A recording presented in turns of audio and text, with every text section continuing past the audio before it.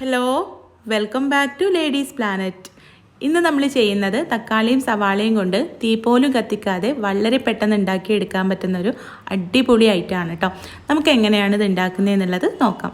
വീഡിയോയിലേക്ക് പോകുന്നതിൻ്റെ മുൻപായിട്ട് താഴെ കാണുന്ന ലൈക്ക് ബട്ടൺ ഒന്ന് ക്ലിക്ക് ചെയ്യാനും ചാനൽ സബ്സ്ക്രൈബ് ചെയ്യാത്തവർ ഒന്ന് സബ്സ്ക്രൈബ് ചെയ്ത് സപ്പോർട്ട് ചെയ്യാനും മറക്കരുത് കേട്ടോ. ഇത് ഉണ്ടാക്കാനായിട്ട് ഞാനിവിടെ മീഡിയം സൈസിലുള്ള 3 തക്കാളി അരിഞ്ഞതെടുത്തിട്ടുണ്ട്. ചെറുതാക്കി കട്ട് ചെയ്തെടുത്തതാണ് കേട്ടോ. ഇതൊരു ബൗളിലേക്ക് ചേർത്ത് കൊടുക്കാം. തക്കാളി എടുക്കുമ്പോൾ നല്ല പഴുത്ത തക്കാളീനെ എടുക്കാൻ ശ്രദ്ധിക്കുക കേട്ടോ. ഇതിലേക്ക് മീഡിയം സൈസിലുള്ള ഒരു സവാള പൊടിയായിട്ട് അരിഞ്ഞത് ചേർത്ത് കൊടുക്കാം. എരിവിന് ആവശ്യത്തിനുള്ള പച്ചമുളക് ചേർക്കാം. ഞാനിവിടെ ഒരു പച്ചമുളകാണ് കേട്ടോ എടുത്തിട്ടുള്ളത്. പിന്നെ കുറച്ച് മല്ലിയില ചേർക്കാം. ഓരോരുത്തരുടെ ടേസ്റ്റിനനുസരിച്ചിട്ട് മല്ലിയില എടുക്കാം കേട്ടോ. 3/4 ടേബിൾ സ്പൂൺ കശ്മീരി മുളക് പൊടി ചേർത്ത് കൊടുക്കാം.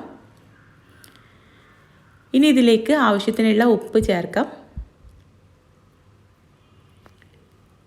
ഇനി നമ്മൾ ഇതിലേക്ക് ചേർക്കുന്നത് വെളിച്ചെണ്ണയാണ് കേട്ടോ. ഞാനിവിടെ 2 ടേബിൾ സ്പൂൺ വെളിച്ചെണ്ണ എടുത്തിട്ടുണ്ട്. അത് ഇതിലേക്ക് ചേർത്ത് കൊടുക്കാം. പിന്നെ നല്ലൊരു പുളി കിട്ടാൻ വേണ്ടിയിട്ട് 2 ടേബിൾ സ്പൂൺ തന്നെ വിനാഗിരി സുർക്ക എടുത്തിട്ടുണ്ട്. അതും കൂടെ ചേർത്ത് കൊടുത്തിട്ടുണ്ട് കേട്ടോ. ഇതിന് പകരം നാരങ്ങ നീര് ചേർത്താലും മതി.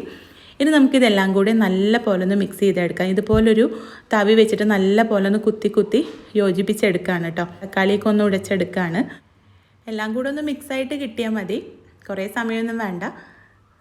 അപ്പോൾ ഇത്രയേ ഉള്ളൂ, നമ്മുടെ ഈ ഒരു ഐറ്റം ഇവിടെ റെഡി ആയിട്ടുണ്ട്. നല്ല ചൂടുള്ള ചോറിൻ്റെ കൂടെ ഇത് മാത്രം മതിയാവും കേട്ടോ.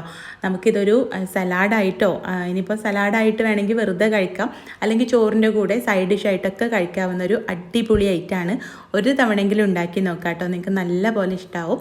നിങ്ങൾ ട്രൈ ചെയ്ത് നോക്കുന്ന സമയത്ത് ഫീഡ്ബാക്ക് അറിയിക്കാനും കൂടുതൽ വീഡിയോസിനായിട്ട് നമ്മുടെ ചാനലൊന്ന് സബ്സ്ക്രൈബ് ചെയ്യാനും മറക്കരുത്. അപ്പോൾ നമുക്ക് അടുത്ത നല്ലൊരു വീഡിയോ ആയിട്ട് കാണാം. താങ്ക്